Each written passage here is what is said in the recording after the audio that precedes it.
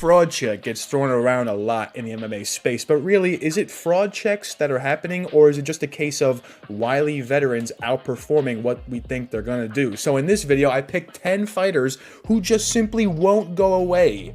Every time they get fed a prospect, they seemingly win. They just come out on top, and they just remain in the rankings. They remain in the UFC because they're just getting that win that they just barely need to stay in the organization. So let's get into the 10 fighters who won't go away. As always, you know it's going to be a banger video when I whip out the PowerPoint presentation.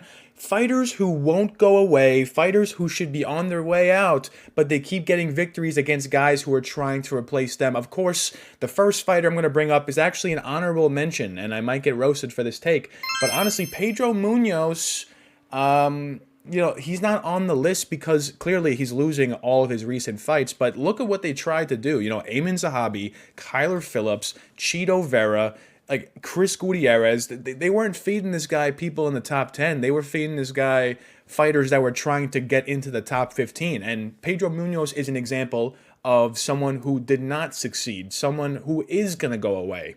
So this is just an idea, just to give you a basis for what this video is going to be about. Pedro Munoz is someone who actually did go away. So, of course, we're going to go right into the list. Number 1 is Rob Font. How can you not make this list and not include Rob Font? They gave this guy Davison Figueiredo for his bantamweight debut and low-key almost beat Davison Figueiredo. Then they give him Kyler Phillips, an up-and-coming prospect.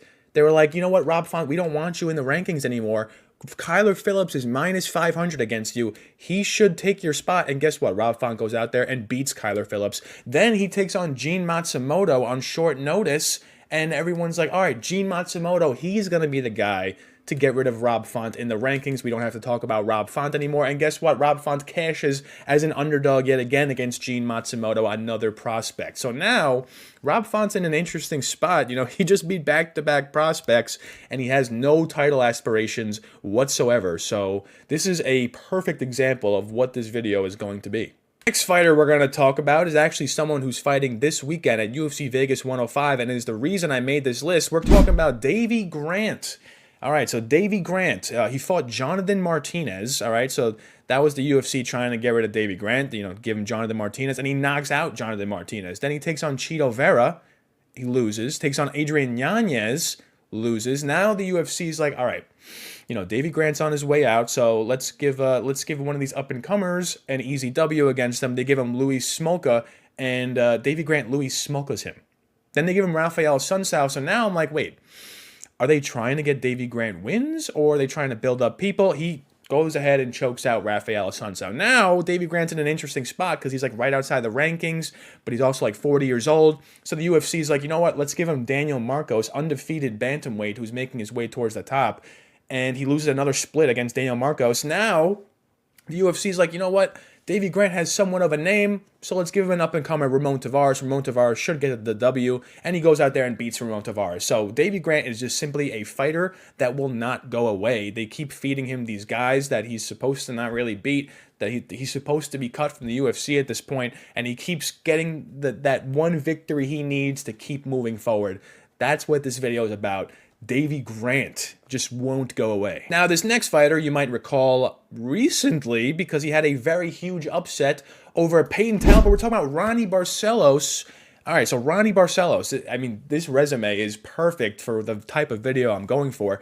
Trevin Jones, all right, Trevin Jones was supposed to be this prospect. You know, he even fought Cody Garbrandt. Trevin Jones turned out to be very mid, and Barcelos got the win. Then they give him Umar Nurmagomedov on the come-up. Umar smokes him in round 1. Then they gave him Kyler Phillips, another up-and-coming prospect, and yet again, Barcelos could not handle him. And now Barcelos is staring down the barrel because he's one loss away from being cut. So they gave him Christian Quinones, who the UFC was trying to build up, you know, get that Mexican presence, and Barcelos just goes out there and chokes him out in round 3. Then, now they're like, okay, Barcelos has somewhat of a name. You know, he's pretty mid-tier. He's just outside the rankings. So we're going to give him Peyton Talbot. Peyton Talbot, who's on his way up to the rankings. You know, undefeated Peyton Talbot. The GOAT, him, Peyton Talbot. And Barcelos goes out there and cashes as a large plus 500 plus underdog. So Barcelos simply will not go away. No matter what the UFC does, no matter who the UFC feeds him, Barcelos refuses to go away. Now, this next fighter also fought very recently, and his last 2 fights are a prime example of what this video is about. We're talking about Marcin Tybura. All right, so Marcin Tybura, does he have title aspirations? Do you think Marcin Tybura can win a UFC heavyweight championship? The answer is no. Do you think he'll have any success with the people in the top 3/top 5 of the division? The answer is no. So the UFC, they see Marcin Tybura, he's like a perennial top 10 heavyweight, and they start trying to feed him guys that, are making their way up the rankings. Jonata Deniz. They're like, all right, Deniz, come on. You beat Carl Williams. You should be able to go out there and smoke Tybura. And Tybura just takes him down and smokes him. So there goes Jonata Deniz. Now we're stuck with Tybura. Now the UFC's like, all right, you know what? Let's take it one step further. We're going to give you Mick Parkin, who actually can stop your takedowns. Mick Parkin goes out there and loses a very close decision to Tybura. So now where does that leave Tybura? Is he going to get fed another prospect now? He's on a 2-fight winning streak against 2 prospects, so it would only make sense that he's going to fight someone above him in the rankings. He went through the bottom of the barrel heavyweights, and now they should give him someone in the top 5, but it really doesn't make sense because we all know Tybura is never going to be the UFC heavyweight champion as long as Tom Aspinall and John Jones are in the picture. That's why the UFC keeps feeding him these prospects. And the thing is, he keeps beating them. So Tybura will not go away. Next fighter on this list is someone who probably will go away soon, if we're being honest, because they're nearing 43 years old. But their recent win just, we're talking about Jared Cannonier. All right, so they gave him Nasruddin Imavov. Nasruddin Imavov knocks him out. So that was a prospect on the come up, and Cannonier could not do it. Then they give him back-to-back prospects. They give him Kyle Borralho, in a 5-round main event. He gets smoked by Borralho in the later rounds, nearly finished in the 5th. And then the UFC's like, you know what, Jared? It seems like if you lose one more, you're going to be on your way out. So why not just try to build up one more prospect, just one more Jared? Gregory Rodriguez. We need Gregory Rodriguez to get a big win over you so he can establish himself in the rankings. And what does Cannonier do? He goes out there and he smokes RoboCop in round 4. He did get knocked down in round 1 a couple of times, but then he revived himself because he's the killer gorilla and goes out there and defeats Gregory Rodriguez. So now where's that put Jared Cannonier? Clearly, he's not going to be in the title picture. He just lost to Borralho and Imavov, who are now ranked above him. He's also ranked below Sean Strickland. I believe him and Marvin Vettori are ranked pretty similarly, even though he smoked Marvin Vettori. So Cannonier has no title aspirations. But the fact that he beat Gregory Rodriguez, now it's like, well, now what do we do with him? He just won't go away. We need to give him another prospect that's going to actually beat him this time. But is there even one? He just won't go away. Next fighter we're going to talk about is a flyweight, and honestly, this guy kind of annoys me. His fighting style is very annoying because he's never going to win the championship. That's kind of what this list is about. It's people that will never win the championship, but they just hang on to their rankings by getting that one win they need. And the prime example is Tim Elliott. All right, Tim Elliott goes out there against Sumar Darji, gets the triangle choke. Now, Sumar Darji, I'm not saying he was like some kind of built-up prospect, but Sumar Darji potentially could have been an exciting addition to the rankings, but, Tim Elliott goes out there and submits him. Then he fought Muhammad Makayev. He fought Victor Altamirano. He fought Tagir Ulanbekov. Like, these are all guys that they were trying to build up through Tim Elliott. But Tim Elliott beat two of the 3 of them. He actually nearly beat Muhammad Makayev until he got triangle choked in round number 3, arm triangle choke, should I say. So Tim Elliott, one of those guys that most likely will never sniff the flyweight championship, flyweight title picture. I know he did in the past, but, it's 2025. Tim Elliott's not fighting for a title anytime soon, but yet he's still pulling out wins. So you just go away, Tim Elliott. You just won't go away, and it's frustrating the entire flyweight division. Now, this next one, I can already tell I'm going to get some, if people actually watch this video, I'm going to get some hate in the comments for this next one. It's a pretty steamy take, but let's be real, guys. Max Holloway has no chance of ever getting the lightweight or featherweight title again, unless Volkanovski defeats Diego Lopez. In that scenario, I could potentially see, Volk versus Max 4. But other than that, Holloway is not going to win the lightweight belt, all right? And Holloway, he's not going to beat Islam. He's not going to beat Ilya. He's not going to beat Diego Lopez is questionable. I kind of lean Lopez to beat Max Holloway. Maybe call me a casual, but look at the resume. This is what I'm talking about. They gave him Calvin Kattar, Yair Rodriguez, Arnold Allen. 3 straight prospects with the Volkanovski loss in the middle of there. Like, they were trying low-key to build up these prospects through Max Holloway, and Max Holloway went out there and basically 50-45'd all 3 of those prospects, thus putting them in the dirt. You know, they have no aspirations for a featherweight title because Max Holloway, you know, he's like the best gatekeeper I've ever seen. He's like a #1 ranked gatekeeper. Like, usually gatekeepers are like top 10, top 15, but Max Holloway is ranked #1 and he's a gatekeeper because he just can't win the title against Volk. He can't win it against Islam. He can't win it against Ilya. Diego Lopez is really his only shot. I'm not saying I want Max Holloway to go away. Kind of hypocritical, but if you just look at the resume and understand what I'm trying to go for here, you would understand that, you know, Max Holloway just won't go away. Now, this next guy on the list is a light heavyweight. I did bet him in one of his recent fights, and he got smashed. Let's talk about him. Dustin Jacoby. All right, so Dustin Jacoby, it seems like they are trying to build prospects through him.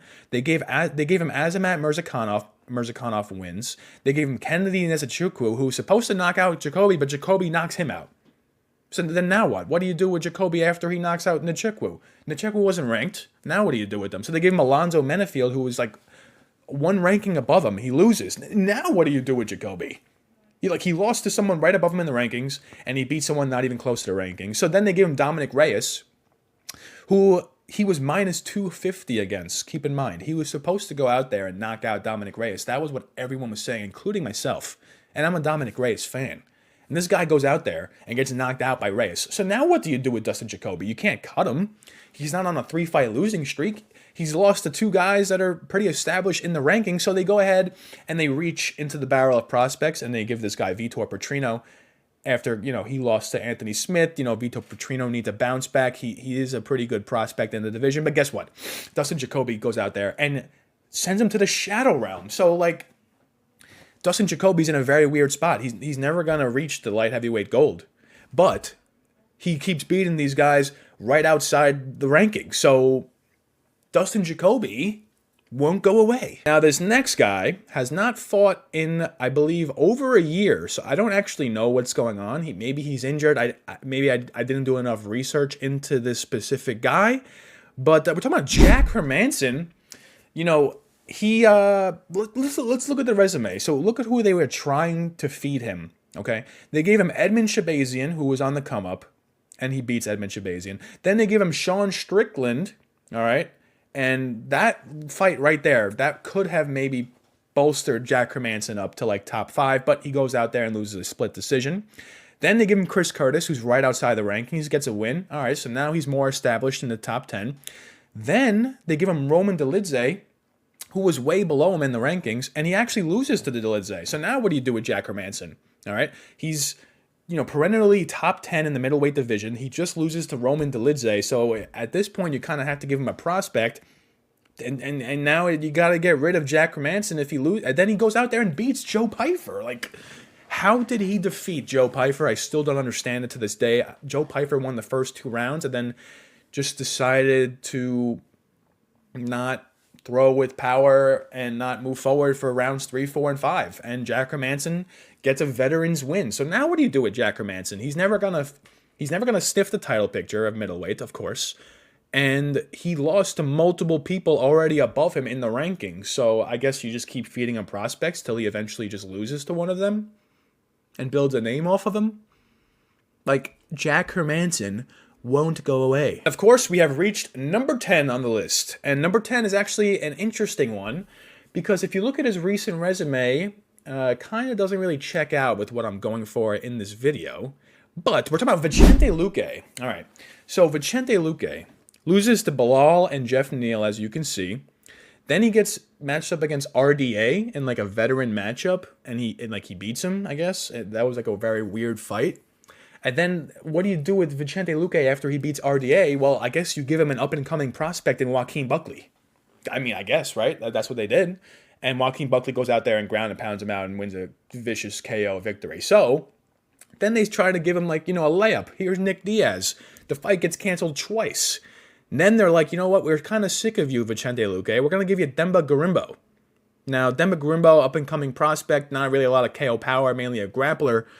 And Luque just starches him in the first round and secures an anaconda choke. So now what do you do with Vicente Luque? He just beat Garimbo, who's not even close to the top 15 in the division. He just lost to Buckley, who is now, I guess, top 5.